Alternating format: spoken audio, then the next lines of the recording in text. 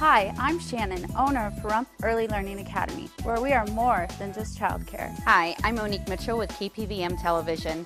My children attend Pella and they love it. The curriculum they have is pretty amazing, and my children learn what they need at their level. Not only are the children learning, they're having fun, and that's what matters. I like Pella.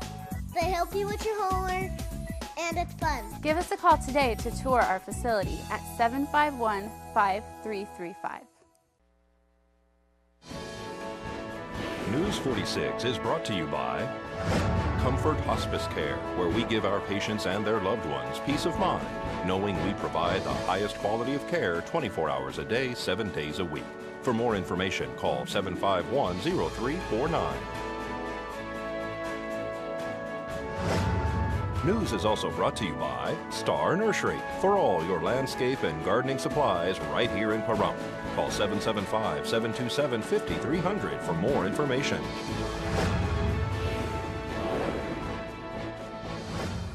Tonight on News 46, a woman in a wheelchair is struck by a pickup truck. Walgreens is temporarily shut down, and the keeper of the well books are delivered to area schools. News 46 starts now. You're watching KPVM News 46 with Monique Mitchell. Local coverage from Deanna O'Donnell.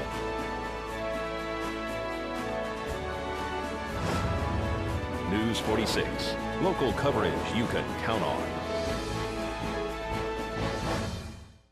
Good evening. It's Wednesday, November 19th, 2014. I'm Monique Mitchell for News 46. Well, one female in a wheelchair was transported after being struck by a pickup truck this afternoon. This accident report is brought to you by Half Price Lawyers, located on the corner of Basin and 160. Call 775-400-0000. We have an accident here involving a pedestrian and a vehicle at the intersection of State Route 160 and 372. It's unclear at this point in the investigation who had the right-of-way, but I will be looking into whether the light here was green or the light was on for the pedestrian to cross. But basically what we had was a pickup truck pulled up to the intersection, made a right-hand turn, and there was a pedestrian in the crosswalk, and the pedestrian was struck by the vehicle.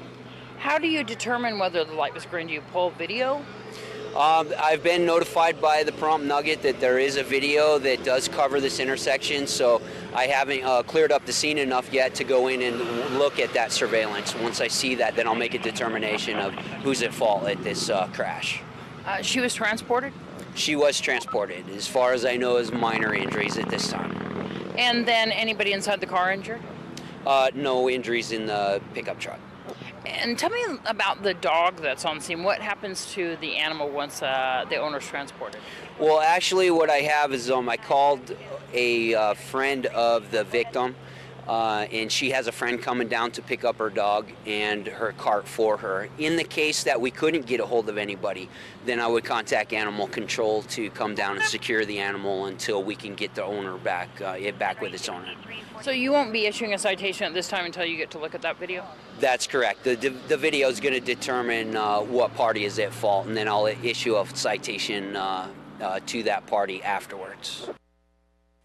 Nye County Sheriff deputies and Pahrump Valley Fire and Rescue responded to Walgreens today. Fire crews evacuated the building for what was determined to be a sewage leak. Fire crews and officials from Utilities Incorporated stood by until a service technician arrived on scene to repair the problem. And a grand jury could rule in favor in Officer Darren Wilson's case by Friday. Ferguson, Missouri police are on standby for what they expect to be more riots. The jury is trying to determine whether Wilson will face charges after shooting Michael Brown in August. The grand jury's final session is on Friday, and officials expect the decision by the end of the day. Well, coming up after the break, we've got your health tip of the week. This portion of the news is brought to you by Inspiration Senior Living, where we provide affordable elegance to Pahrump area seniors. Give us a call at 751-2300 and make an appointment to tour our community. Welcome back to News 46. Older adults who lose their mobility are at higher risk for illnesses, being hospitalized, and losing the independence to live on their own. A new study examined whether sedentary older adults who participated in a structured moderate physical activity program could prevent or delay losing their mobility. This health tip is brought to you by Desert View Hospital and Mountain Valley Physicians Group. Don't put your health on hold. We have time for you. Call us to schedule your appointment. 775-751-7100. Mildred Johnson is 83 and Brian Ainsworth is 77. Both different people before they really began to move. You get to the point to where you're comfortable with doing nothing. I guess I was a kind of couch potato beforehand. Dr. Marco Pajor from the University of Florida, Gainesville, and co-authors enrolled more than 1,600 patients ages 70 to 89 at 8 centers around the country. All were at high risk of becoming unable to walk without assistance. For 2.5 years, one group was randomly assigned to participate in a structured physical activity program. Guys are looking great. This involved walking, resistance, flexibility, and stretching exercises. We didn't require any special equipment to perform this program so that it could be applied anywhere in any environment. When I started walking here, it was like a 30-minute walk, and within a few months I was up to an hour. Most of my friends and relatives are in their 80s. I am the only one in the group who is not using a cane right now. The other group attended health-related workshops and did upper body stretching. The physical activity group experienced the 18% reduction in major mobility disability risk. Physical activity as a structured program can avert or delay major mobility disability more efficiently than a health education program. Both Mildred and Brian, along with the rest of their group, say besides making new friends, they now understand how important staying active really is. It's given me more purpose. I'm doing a lot of things that I didn't do 4 years ago. I just want to keep mobile, moving the way I am. It not only helps your body, it helps your frame of mind too. Catherine Dolph, The JAMA Report. And researchers say more than 40% of the participants did experience a serious adverse event, which primarily consisted of overnight hospitalizations. Well, tomorrow is the Great American Smoke Out by the American Cancer Society. It's a day to encourage people to let go of smoking habits and to reduce their exposure to secondhand smoke. According to the American Cancer Society, tobacco use remains the single largest preventable cause of disease and premature death in the U.S. The healthcare costs associated with tobacco use is an astonishing $96 billion, and an estimated 42 million people still smoke cigarettes. Tomorrow from 1 until 4 p.m., you can get a free quick kit from Desert View Hospital. Well, the Nevada Systems of Higher Education Board of Regents, by a vote of 12-1, have chosen Len Jessup to be the next president of UNLV. Jessup, dean of the Eller College of Management at the University of Arizona, will become UNLV's 10th president effective January 5th. And the Keeper of the Well project has been completed. Under the direction of the Pahrump Arts Council, they have delivered the books to the Nye County School District for use by teachers and students. The Keeper of the Well project was something started by the Pahrump Arts Council because of Dick Sr. Dick is known as the Keeper of Wheeler Well, so he's done a lot of work in the mountains, and is just a wonderful guy that's been helping out the animals there by keeping that well going. But when we heard about Dick, we decided that this was a story that the children in our community especially needed to know and hear about. And so the well, the animals up there use the well all the time to drink from? Mm-hmm. Except in the wintertime. Yeah, we keep it open in the summer and spring, and get it going, make sure that it's full. And sometimes it plugs up with roots, and we blow it out and get it going again.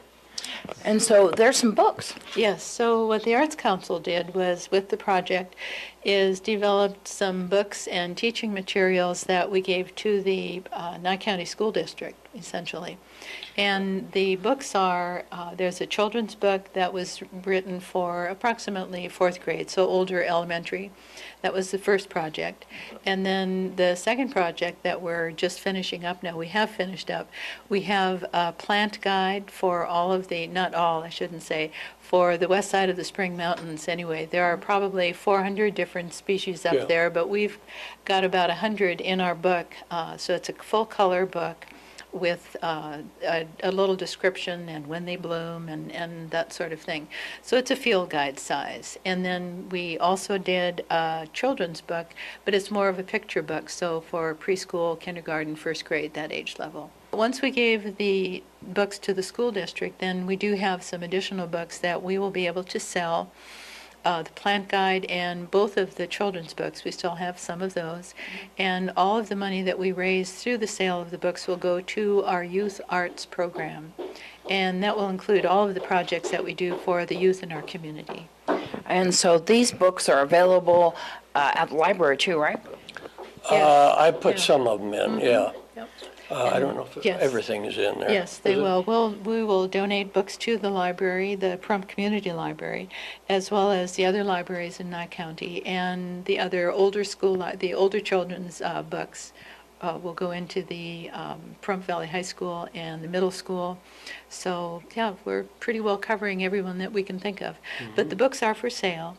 You can call the Pahrump Arts Council 775-751-6776 to reserve a copy, and our office is open on Mondays and Tuesdays from 10 until 1. People want to stop by and pick them up. So the plant guide is $15 and the children's books are $10, but if you buy both at the same time, it's $20, so it's a real deal. After these messages, find out why Mountain View Casino has had their doors shut. Welcome back to News 46. Mountain View Casino is closed for construction at this time. Calls to the business have gone unanswered. Mountain View is in transition after the Herbs Corporation purchased the casino and restaurant this past year. There is no reported opening date at this time.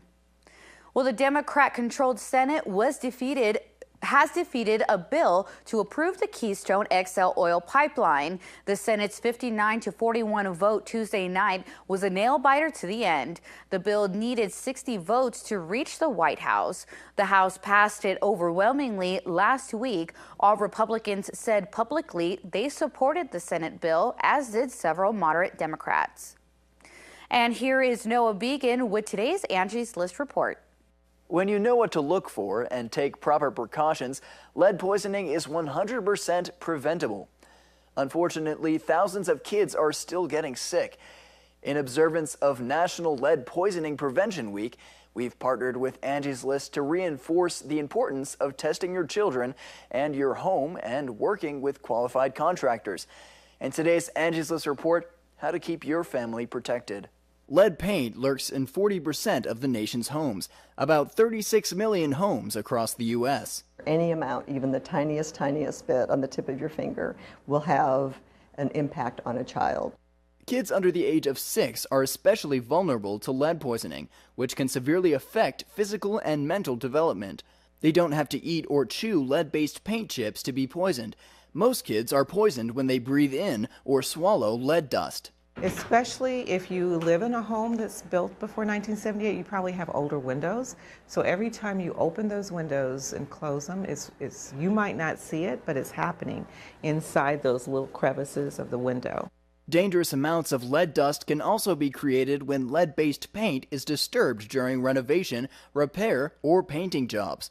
That's why federal law requires any contractor who disturbs lead paint to be EPA certified and follow strict work practices to prevent contamination. For example, they should be using HEPA filters. They should use plastic sheeting to completely seal off the area.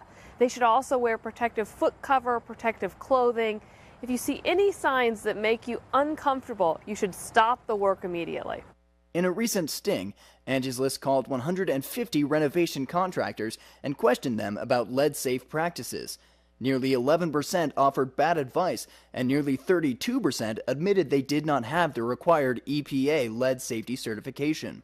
Angie's List has been a champion of safe lead practices for many, many years and continue to work to raise the awareness about lead paint poisoning. Also, we're denoting on company records if they're working on houses before 1978 if they don't have proper certification. If you're planning a remodeling project, Angie's List says arm yourself with information and verify your contractor has the proper training. Even if you live in a newer house, you should always be concerned about where your children visit.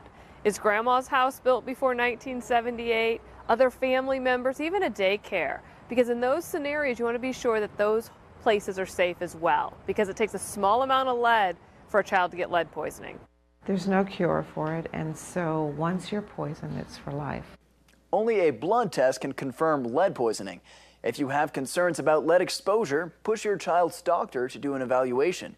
Experts say if your house was built before 1978, assume the paint has lead in it, unless tests show otherwise. I'm Noah Began for News 46. Thank you, Noah. Well, our own Deanna O'Donnell caught up with Miss Senior Golden Years, Sandy Stell, at a recent event to speak about her platform, Operation Unmentionables. Well, we're here to give out our donations that we collected last month, and so far it's been real good. We've had quite a few come by and pick up some stuff, and they're all very, very grateful and happy that that we're doing this. So we're getting lots of nice thoughts from people. So, what is Operation Unmentionables? It is it was my platform for the Miss Senior Golden Years, and it was to give donations of new socks, t-shirts, and underwear to the homeless veterans living in Pahrump. If people didn't make this event, can they donate still? Yes, definitely. They can call me at 775-225-6919, but probably I'm not going to be collecting any more underwear because I have a real good abundance of them. So I'm going to be changing it when I do my next donation process, probably in February. I'm going to be going for sweatshirts, thermal tops, and possibly even sleeping bags. So where are you going to be at for that? I haven't set that up yet. But you'll let us know? I will let you know, and it'll be some kind of other, like a line dance party. So if people would like to donate now, can they, for that upcoming event? Certainly, yes, and they can just call me. All right, folks, well, coming up, we're going to have your weather with Noah Began, so keep it here. News 46 weather is brought to you by your local dairy farmers.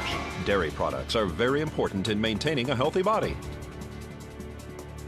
Hello and welcome back to News 46. Today is Wednesday, November 19th. Before we get into today's weather, I just want to make a quick announcement about snow that fell in Buffalo, New York last night. As much as 6 feet of snow fell in Buffalo yesterday. 7 deaths have already been attributed to the storm. Mayor Brian Brown warned the people of Buffalo today to stay indoors unless it was absolutely necessary to go outside. Much of today was spent clearing snow from the roadways, and additional 2 to 3 feet of snow could be falling this evening in Buffalo and going into tomorrow as well. Now let's get into today's weather. Today we had partly cloudy skies with a high of 63 degrees. Your average temperature around this time of year is 64 degrees. Winds were coming from the south today at 4 miles per hour with gusts up to 9 miles per hour, so we had some low to moderate winds there. The UV index today was 2, which is low. Humidity was at 14% today. Sunrise was at 6:26 this morning, and the record high in 1976 was 78 degrees. Tonight we'll have clear skies with a low of 37 degrees. Your average temperature around this time of year is 45 degrees, so it might be a little chillier outside than it usually is. Winds will be coming from the north-northwest this evening at 2 miles per hour with gusts up to 6 miles per hour, so we'll be having some low winds this evening. Humidity will be at 26%. Sunset will be at 4:35 this evening, and the record low in 1985 was 24 degrees.